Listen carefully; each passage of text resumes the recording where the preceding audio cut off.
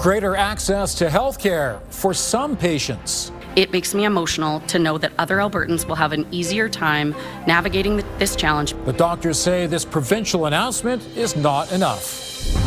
Plus, heading south. That is great news for the Canadian economy, great news for local communities. Ottawa seems to have chosen its preferred pipeline route. And not just for golf courses. The rural area teeing up the possibility of golf carts sharing roads with cars. CTV Calgary, local breaking news. With Tara Nelson. Reporting tonight, Ian White. Good evening and thank you for joining us. Alberta has made changes allowing younger people to access free breast screening and offering some cancer patients fertility funding. While health advocates support increasing access to public health care, doctors worry the changes could just push more people into an already overburdened system. Alicia Fielberg reports. Choosing potentially life-saving cancer treatment can impact the ability to have children, and acting to preserve eggs, sperm, or embryos costs thousands of dollars. Alberta is investing $2 million to help some families facing these tough choices. This program will pay for IVF treatment for more than 250 patients, helping them preserve the possibility of building a family after treatment. It makes me emotional to know that other Albertans will have an easier time navigating this challenge because the government is acting on this important issue. Most other provinces already offer fertility programs to support a wider range of people, not just cancer patients. So this is where we're starting, and we'll keep looking at it. The province also announced in 2027, Albertans will be able to choose to get breast screening without a doctor's referral starting at age 40 instead of age 45. This change will make more than 193,000 additional women eligible for screening. Doctors have already warned testing without expert opinion will further burden a healthcare system with long wait lists for diagnostics and create stress and risks for patients. They may find a little lump there that is benign. It's a cyst. It's not cancer. But then they have to get more tests and they have to get biopsies, and bad things could happen with indiscriminate testing. The province recently announced Bill 29 will soon allow people to get other diagnostic tests they want without a doctor's referral by paying private clinics, with a possibility for reimbursement in certain serious cases. Doctors worry that for-profit testing will attract workers instead, when resources are already tight for doctor-recommended testing. I can't get an ultrasound for a pregnant woman in her 30s that's bleeding internally with her pregnancy after hours that might save her life because we don't have enough ultrasound technologists in all of our hospitals.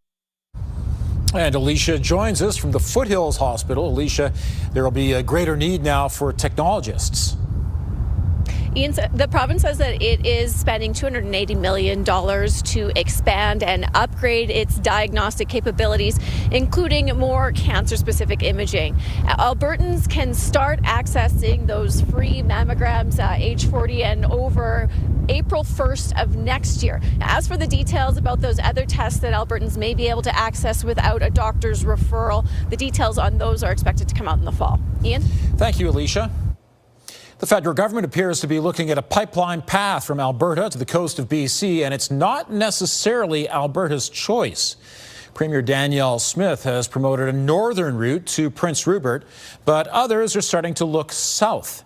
Kevin Green explains. BC has long maintained Danielle Smith's preferred northern pipeline route is a no-go. Now the Globe and Mail reports Ottawa is also favouring a southern path to the Port of Vancouver. If this report indicates federal government acceptance of that point of view, I think that's a good development. Calgary's Chamber of Commerce says if the rerouting speeds building a pipeline, that's the way to go. A million barrels to the coast, however we can get it there, is something that's on everybody's mind. I think that, obviously pipelines are the best way to do that, not by rail. Alberta plans to submit a pipeline plan by July 1st, but in a statement to CTV, a spokesperson for Alberta's premier said the province isn't married to just one pipeline path, writing, Alberta is leading the evaluation of all practical routes to ensure the proposal is economically viable, socially responsible, and respectful of First Nations. A southern route alongside or near the existing Trans Mountain still requires a lot of work, notably dredging the harbour in Vancouver. BC-based environmental groups don't like it. Regardless of whether the route was in the north or in the south, we don't support another pipeline. I think there's a lot better uses of our federal dollars and a lot of other projects we could be putting our energy into. But pipeline advocates say moving oil to the coast and to export is a must, not just for Canada, but for the entire world.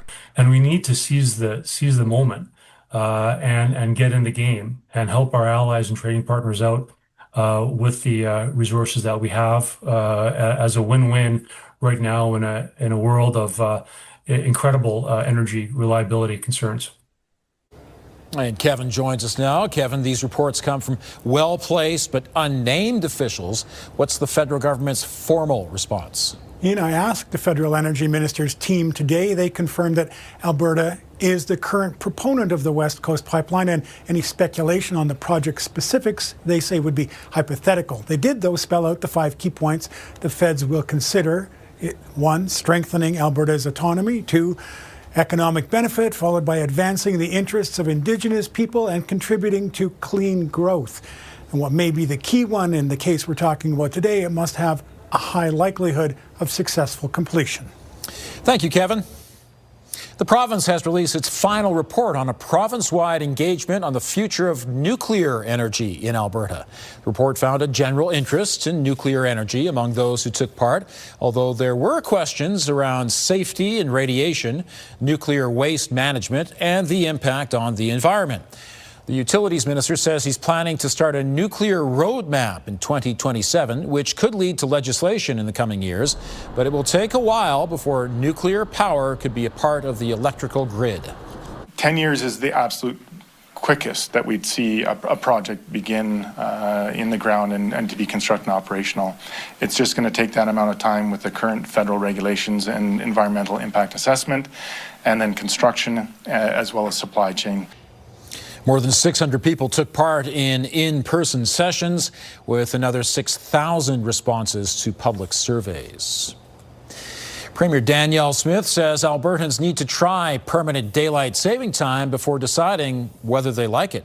Let's see how people are after they've lived it through this winter, because again, as I say, no one's shy of telling me what their opinion is, and so I'm sure we'll get a gauge on whether or not people think that we've made a mistake.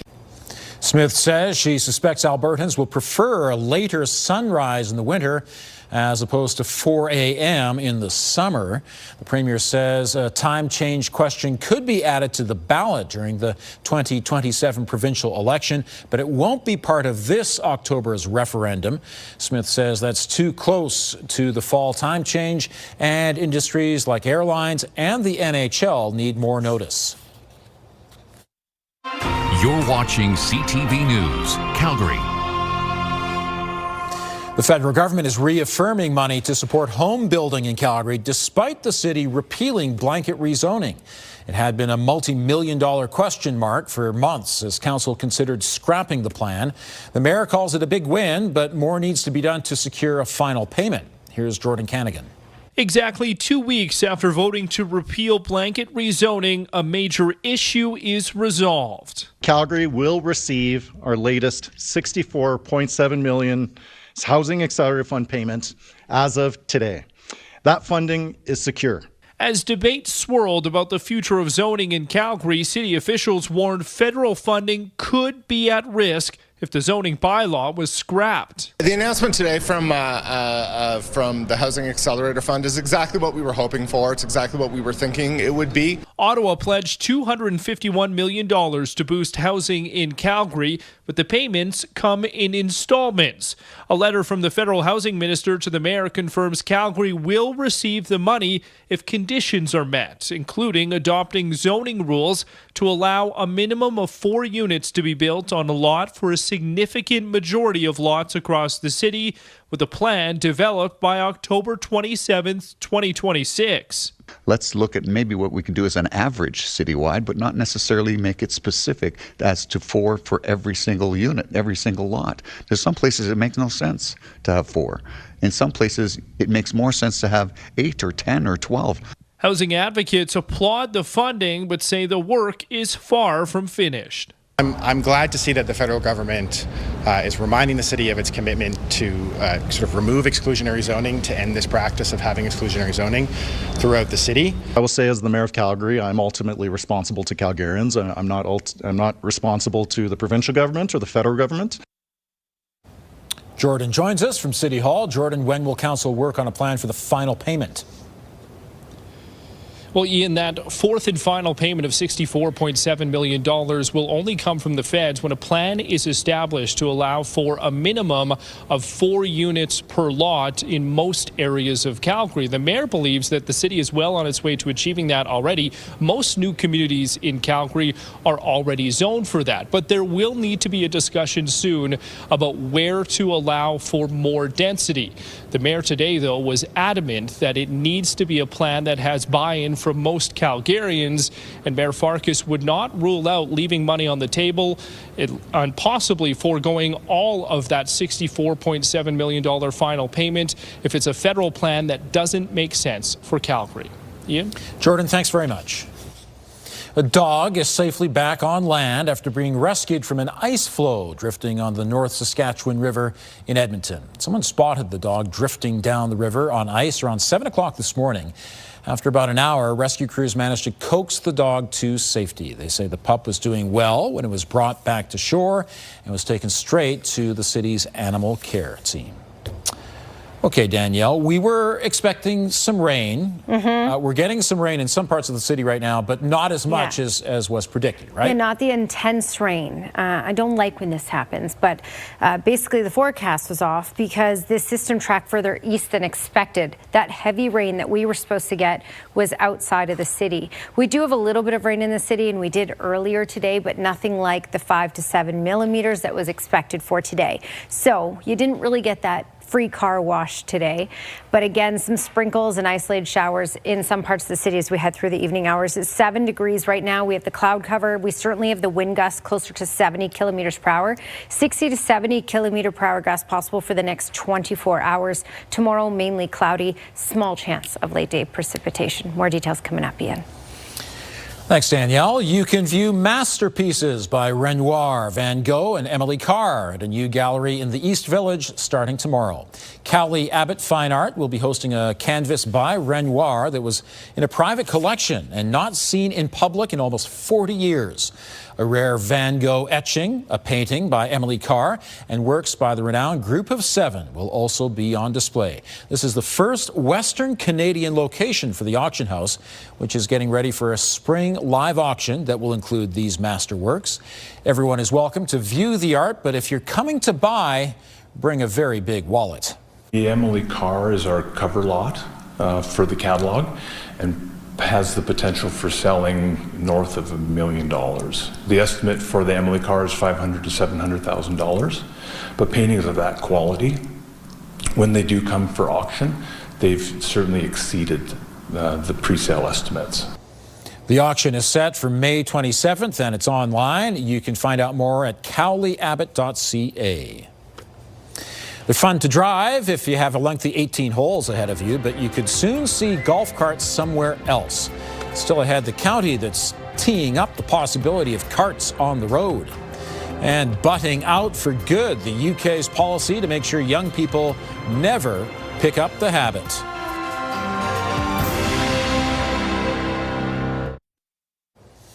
A new survey shows most Albertans support medical assistance in dying, but they're divided on how the province plans to restrict access under proposed legislation.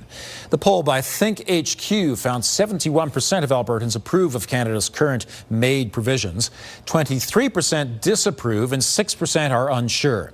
But Albertans appear far more divided on the province's proposed changes under Bill 18, which would limit eligibility to adults whose condition is likely to cause death within 12 months. 46% approve of the bill and 46% disapprove. Nobody likes to think about their own mortality, but certainly in Alberta, there is an overall wide level of support for having the option available to people who are suffering. A lot of people would at least want to have that option themselves. The survey was conducted April 9th to the 13th among 1,100 Albertans with a margin of error of plus or minus 2.9%, 19 times out of 20. A landmark policy decision in the UK to impose a lifetime smoking ban on those born after 2008. The tobacco and vaping bill must still get royal assent, and questions are being asked about enforcement. Annie Bergeron-Oliver reports. The United Kingdom is looking to create its first smoke-free generation. It is, in fact, the biggest public health intervention in a generation, and I can assure all noble lords it will save lives. Lawmakers in the UK have passed a new bill that will introduce a lifetime ban on buying cigarettes for anyone born after 2008. The aim to prevent youth from developing nicotine addictions. It's a step in the right direction, and we're really encouraged to see this, hoping that officials in Canada will take note and see what can be done here within our borders to address smoking. Smoking is the leading cause of preventable death, illness, and disability in Canada. The latest data shows 12% of Canadians aged 15 and older currently smoke cigarettes. Most started before the age of 18. When it comes to vaping, 10% of Canadians aged 20 to 24 and 6.7% aged 15 to 19 report vaping every day. There is not many things, if anything, that smoking is not going to drastically make worse, which is why I often say smoking is the most harmful thing that you can do for your health. Quitting is the best thing you can do for your health. The federal government has been asked to consider a very similar proposal before, but so far it hasn't made any moves. Experts hope the UK's bill will change that. It does have the potential to have a huge impact long term. We are at lower smoking prevalence than we were historically. It makes it more feasible. Federal law currently prohibits the sale of tobacco products to anyone under the age of 18. And many experts say to further bring down smoking rates, that age should be pushed to 21. Annie Bergeron-Oliver, CTV News, Ottawa. Scientists have observed an unusual remedy for monkeys who don't feel well. A study from Cambridge University says the monkeys are self-medicating, eating soil as a kind of antacid to soothe upset stomachs after eating human junk food. Eating dirt helps digest high-calorie foods like sweets and salty snacks left by tourists. This is CTV News, Calgary. Okay, Danielle, the winds are picking up momentum here. They are. I was going to say, how do you throw to me from eating dirt to, yeah. Anyway, okay, so we have not as much rainfall as expected, but we still have some rain in isolated parts of the city. We have the potential for on and off showers right through the evening hours, and then we're pretty much done with it. So we're not getting the heavy stuff here in Calgary. Looking at temperatures, when you look at our afternoon today, the warmest we got this afternoon was 12. Yesterday afternoon, 22. So a 10-degree temperature difference in the city, and of course you can see that elsewhere as well. At this time yesterday, Lethbridge and Medicine Hat were in the mid-20s, and now 7 in Lethbridge, 13 in Medicine Hat. So it's a much cooler day today. It's also a very windy day, as we talked about. So we did get the cooler temperatures. We certainly got the wind. Maximum gusts close to that 70 mark for Lethbridge and Calgary as well. Brooks 74, and Medicine Hat just recently got a gust near 80 kilometers per hour. We are we're looking at 70 kilometer per hour gusts possible in all of these communities once again tonight through tomorrow, and in fact the next day as well. So the next couple of days will be just as windy for Calgary, Brooks, Lethbridge over to Medicine Hat. Areas south of Medicine Hat looking at the potential of 90 kilometer per hour gusts. So foremost many berries for tonight. That's what we're looking at, and tomorrow as well. There is a snowfall warning in place, and up to 20 centimeters of that wet snow is possible for Crow's Nest Pass areas. down through Waterton Park. So this is a system that is impacting other communities, absolutely. Just Calgary, as you can see here, we're getting a little bit of rain in some parts of the city right now, but we didn't get this heavy band of rain. The heavy band of rain was near Milo, closer to Bassano earlier today, but that has since died out as well and tracking off to the east, and it's in Rosemary now, for example, and up through towards Coronation. All right, so that's wave number 1, and the second wave is stateside, but that's going to push into the far south for tonight, and that's why we will see some heavier snow in the Crowsnest Pass and Waterton Park area, and we're also going to see some rain in the Lethbridge area tonight. When we look at upper air analysis, this is a huge upper level trough and a huge upper level low that's developing. Now, by the time it really develops, it will be over Saskatchewan, but it's going to mean some active weather for us for Friday and Saturday in the form of dragging in some much colder air and some wet snow as well. So on and off flurries. I'm going to play this through for you. There's that band we're dealing with now of rainfall. There's the rain for Lethbridge and south of Lethbridge for tonight, and the snow for Crowsnest Pass and up the mountains. Tomorrow we're just looking at mainly cloudy skies with a small chance of late day precipitation. So tomorrow should be okay, but that system that's in Saskatchewan for Friday and Saturday, you can see it's going to draw in some colder air from the north, and we're going to have these bands of isolated flurries. And so we have the potential of on and off flurries in Calgary, for example, for Friday through Saturday, and much colder temperatures. So a high 4 for tomorrow, mainly cloudy skies. Gusts still 70 kilometers per hour for Thursday and Friday. Friday and Saturday, there you go. There's that on and off snowfall, still windy, and just highs around that freezing mark. And by Sunday, still remaining around that freezing mark. Next week will be a lot warmer, so we do have that to look forward to. That's your Action Furnace 5-day forecast. Thanks, Danielle. Rocky View County wants to hear from residents about taking part in a provincial pilot project.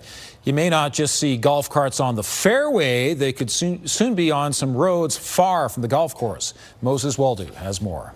An initiative from the province has made it legal for golf carts to go from the cart path to residential roads. With more than half a dozen municipalities giving the green light, Rocky View County is looking to do the same for its community residents. So our discussions with the other municipalities that have engaged in the pilot program have helped us to shape our survey. Coaldale was one of the first in Alberta to run the project, while Sylvan Lake has started theirs this month. Rocky View County has reached out to their communities to help provide questions in an online survey for their residents of Harmony and Langdon. With relation to things like safety, implementation, the costs, the permitting, those sorts of processes. Avid golfers in the area seem to like the idea. 100%. That's probably why they want to live in the area, right? Easy access, so I think it's good. It's always fun to drive a golf cart too, right? No matter where it is. And so does one Calgary business. On a personal transportation vehicle, probably last year, I'm going to say probably a couple weeks. Depending. Thad Clausen of Oak Creek Golf and Turf says having nearby communities adopt the program will open up new business. We have carts in residential, campground residential areas. So this would be just a further expansion of that market. While the online survey is largely targeting those in Harmony and Langdon, the county says the survey is open to all communities it represents. If other communities come forward and determine that they feel that it would be beneficial in their community as well, that's something that will also be explored. Moses Woldu, CTV News, Rocky View County. And to take part, residents can head to the county website at engage.rockyview.ca. The survey closes April 30th. Lots of people are already looking forward to a summer vacation, but if they're flying, they might have to temper their expectations.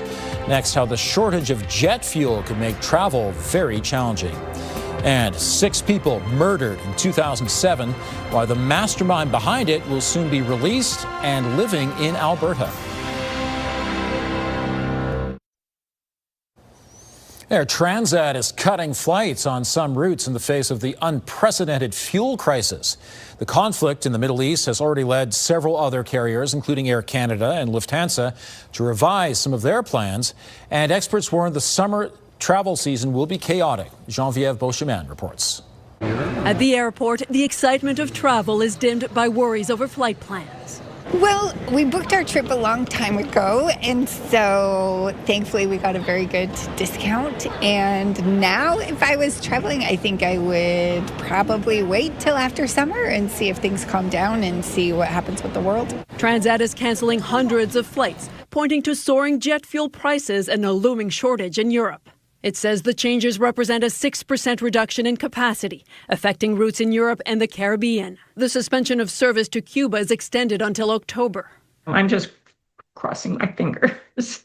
Rebecca O'Sullivan booked a dream European vacation with Transat months ago for her 40th wedding anniversary. So it's just, I'm in a state of limbo, and I'm sure so many people are in a state of limbo, you know, and there's nothing we can do. Air Canada and WestJet have also trimmed capacity, while Lufthansa has cut 20,000 short-haul flights. United Airlines said today its prices may have to rise by 20%.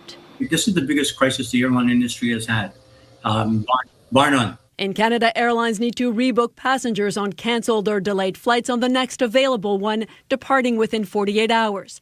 But that may not be a solution. If there's no flight to go within 48 hours, what do you do? So refunds are the only thing in town. So there's a bunch of rules that are going to have to be looked at again. And insurance may not cover other costs, classifying this crisis as an act of war. Refunding my flight does nothing for me because I still have to pay, you know, quite a bit of money for my tour. So refunding me, I don't want a refund from the airline. I want to get there. And as airlines pass on some of the expense to travelers, some say they'll just have to stay closer to home. Geneviève Beauchemin, CTV News, Montreal. Exactly a month after that deadly Air Canada Express crash at LaGuardia Airport, we're learning of a near miss involving another plane at New York's JFK Airport. Hey, Brickyard, you have traffic go through your right side immediately. It's safe at 2,000 feet, sir. It's all above you now. We're correcting. Brickyard 4464.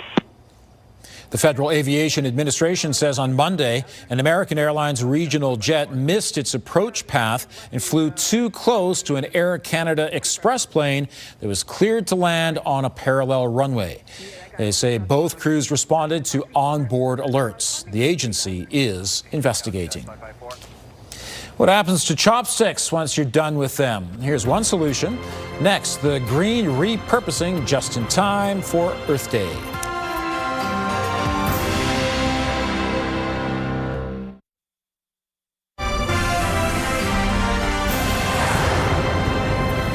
A unique product has been developed in Calgary to mark Earth Day.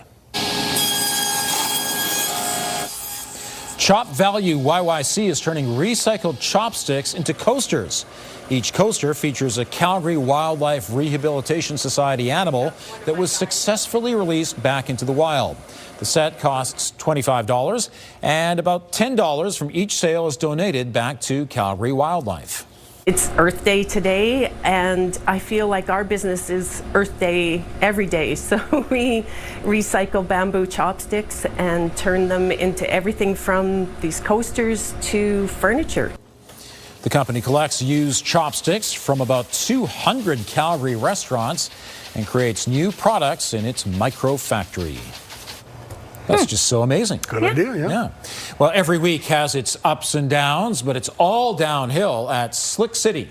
On a magic carpet ride, a whole new world, a new fantastic point of view. Would you ever go to a play place that's all slides? Slick City is a growing franchise in the U.S. with nothing but slides for young and old. They're also eyeing an international expansion. So do it, why not? There's your opportunity. You could buy a franchise and bring it to Canada. I like that one. I wouldn't buy a franchise. I'd do the slide. I wouldn't. Yeah, Lots of fun, indeed. Yeah. Well, Glenn, as you know, it's been a long time since the Buffalo Sabres have been in the Stanley Cup playoffs, 15 years, and everybody seems to be getting in the spirit.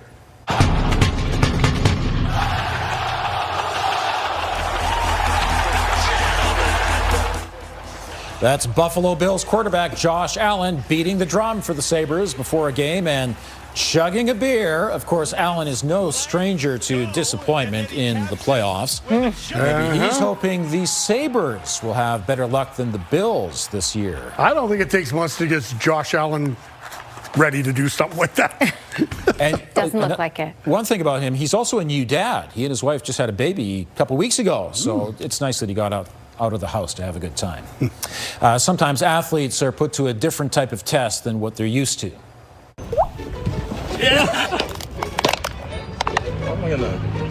system, right? I'm feeling hella water. No, I'm not. Oh, close. Members of Toronto FC put their scientific knowledge to the test as they tried to grab an orange that's been placed in a glass of water. It's not as easy as you might think. No. They use multiple strategies until someone comes along with a stick to puncture the orange. That's cheating. You think so? Sounds like it is, yeah. You're supposed to be just spinning the water until it comes out. Well, here it is. Here it is. Yeah, here it is. Cheating. Okay. No. Cheating. Yeah. Don't like it. Sorry. No. A lot of science is Disqualified. involved there. There's some physics, there's some chemistry. Cavalry could do it. You think so? Just saying. Well, that's Calgary's team. All right, well, both Canada and the U.S. are looking ahead to potential trade negotiations later this year.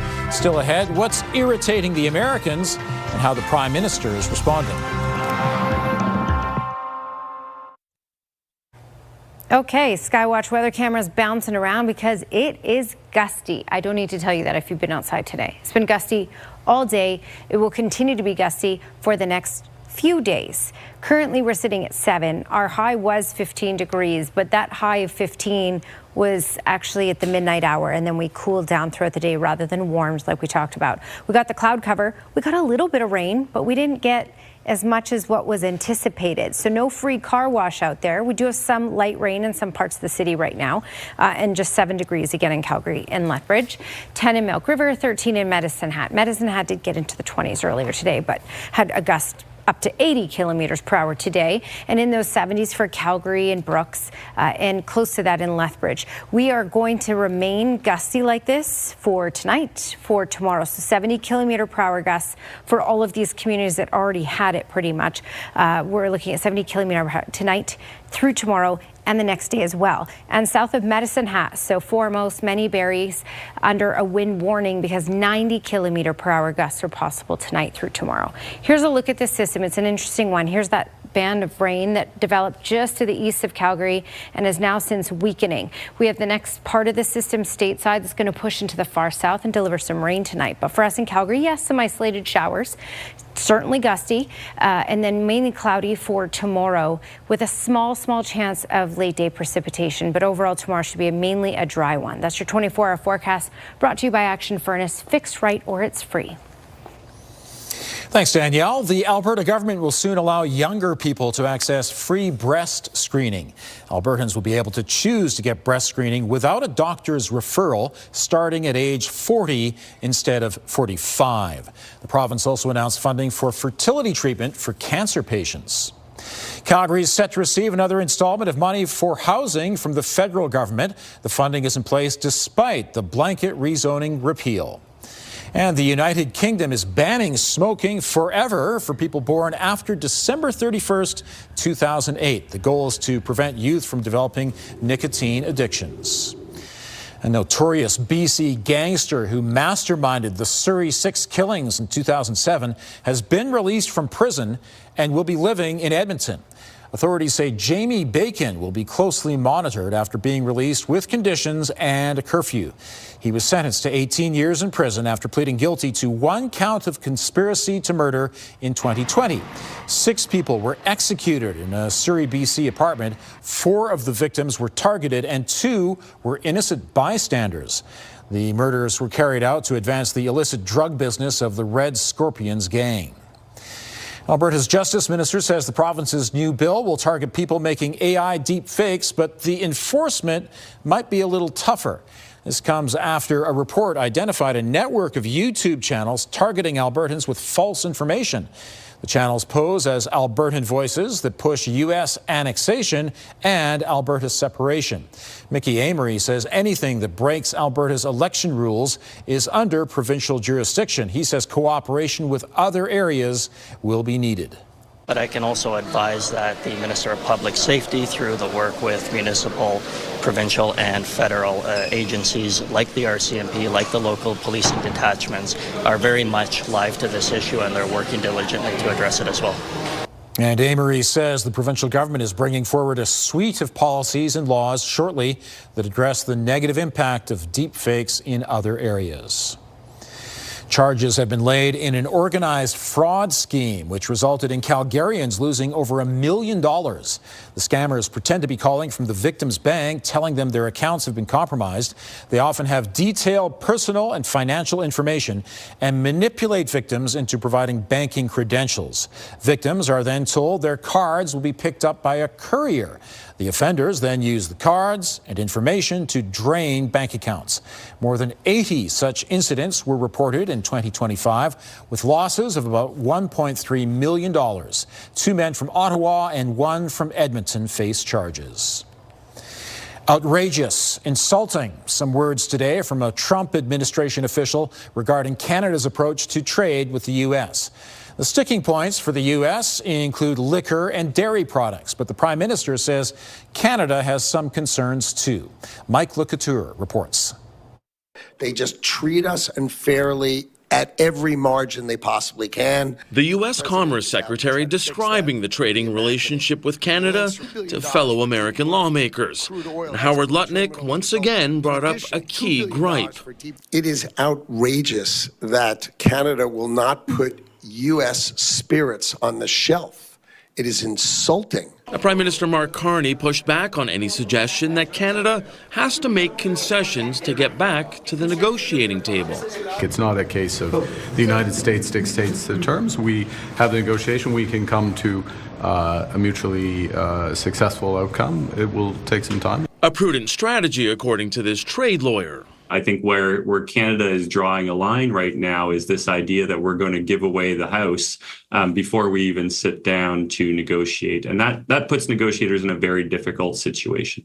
The U.S. has already outlined other irritants, including limited American access to the Canadian dairy market and the Online Streaming Act, which brings American platforms under Canadian broadcast rules. We've made some counter proposals, which they're aware, and the time will come to really roll up our sleeves. At the powerful House Ways and Means Committee, U.S. Trade Representative Jameson Greer said the bigger issue is that the two countries have opposing philosophies on trade. They're doubling down on globalization when we're trying to correct for the problems of globalization. So those are two models that don't fit together very well. Canada's approach could become more clear tomorrow at the Parliamentary Committee on Foreign Affairs. That's when we'll hear from Canada's ambassador to the U.S. for the first time. Mike LeCouture, CTV News, Ottawa. More flights are being canceled because of the high cost of fuel. BNN Bloomberg's Mirella Fernandez has more. This time it's Air Transat scaling back, cutting hundreds of flights from its schedule. From May to October, flights will be reduced by 6%.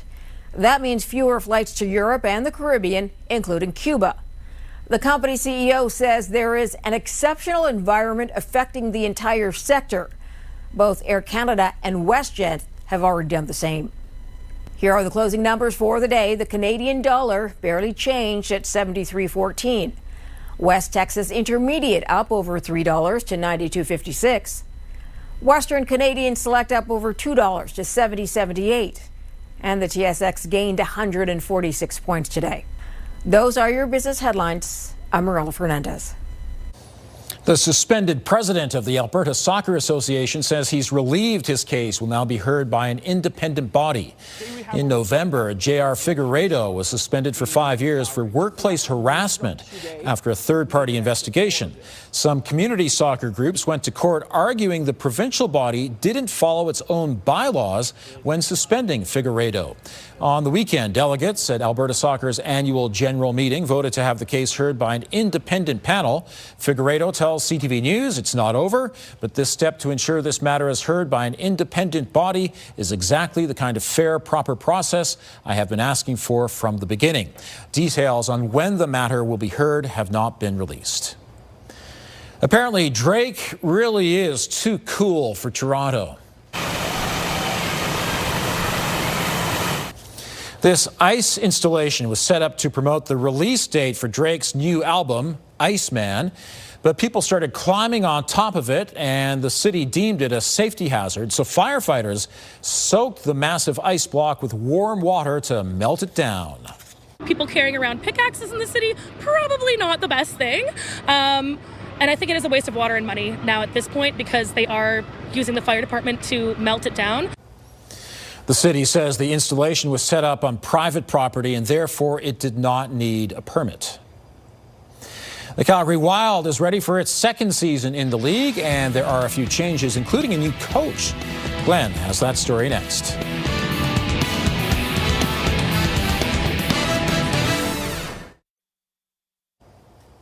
The Calgary Wild kick off their second season Saturday at McMahon Stadium. Glenn is back with us. So, Glenn, how are the Wild feeling heading into the season? Ian, it's the first game. You're always feeling optimistic about the first game of the season. On Saturday, the Wild will look to get off to a good start as they take on the Montreal Roses. Calgary Wild's first season didn't go according to plan. They finished in 5th place in the Northern League standings and missed the playoffs. Captain Maggie Doherty-Howard says she has plenty of motivation heading into this season. I know me personally, like I have a chip on my shoulder. Not making playoffs is very disappointing. And, you know, just looking at some of our opponents, like we never beat Toronto, and that's something I haven't forgotten. So coming into year 2, I want us to start on a strong foot, and I feel like we have a statement to make. You know, at the end of the season, we weren't where we wanted to be, and I feel like this team has so much more to show. Wild FC didn't make a lot of changes heading into year 2, but the one that's most significant is they have a new head coach. Lydia Bedford went back to England to coach the national under-23 team. Replacing her on an interim basis is Sinead McSherry, who was the first assistant coach, and she has high expectations. Yeah, I mean, we've been using the phrase like flip the table. So we want to be in the playoffs, we want to be in the final, we want to make a dent. I think we want to be the actual wild card, if you will. And so we feel really good about going into this year with that collective mindset and really just making everyone's lives difficult. The Wild will also have a new face in goal this season. Molly Race was born in Calgary and is competing for the #1 job. She moved from Calgary when she was 1, and the family moved around a lot. She spent 3.5 years in Denmark playing soccer, but is happy to be back in Canada and playing for her hometown team. Quite a journey, but you know, Calgary's always been home. I've always loved the Alberta work ethic, and I think that's what I embody in my game. My specialty is playing out from the back. I love to keep the ball. I love to be on the ball for as long as possible. I want the ball all the time, and I want to be the quarterback playmaker. And kickoff for Saturday's game, 5 o'clock at McMahon Stadium. Glenn, pretty blustery out there for that practice. Trying to hold that camera. Yeah, I wonder how it'll be, Danielle, by Saturday, by game time. Worse. Oh. Yeah. Uh-oh. So gusty and snowy and even colder. I know, this week. We started out summery, now we're springy, and then we're going back to winter. So all the seasons are happening this week. It's not a good forecast for Thursday, Friday, Saturday. Daytime highs around that freezing mark, gusts up to 70 kilometers per hour Thursday through Saturday morning. And then Friday and Saturday, 1 to 3 centimeters of snow possible. So, yeah, it's, you know what? Let me give you some hope. Look at this.